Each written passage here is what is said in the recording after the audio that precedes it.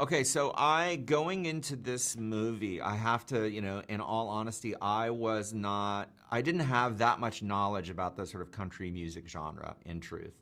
And so when I started talking to Suzanne Collins and she said there was a sort of a musical element to it, and then I read the book and I saw the lyrics, we started talking about her reference points, and she recommended that I watch this documentary by Ken Burns on country music. The country music documentary. It's like 16 hours or something. It was during the pandemic. I had plenty of time, but I fell in love with it. I love this documentary. If you haven't seen it, you should see it. It's amazing.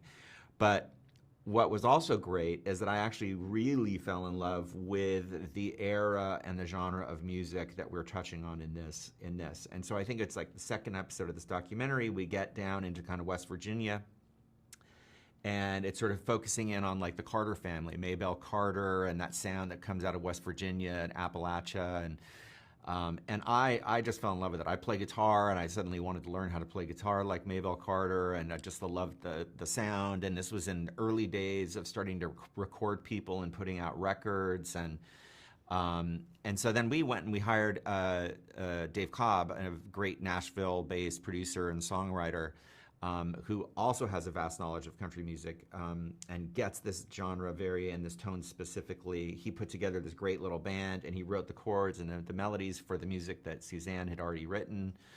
And it, for me, kind of came together seamlessly.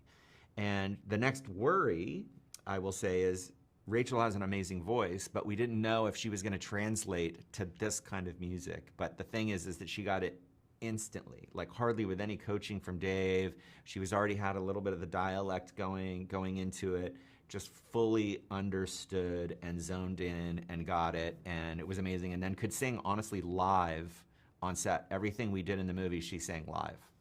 She's one of those performers that you can't believe a voice so powerful comes out of a body so tiny. I know, yeah, it's incredible.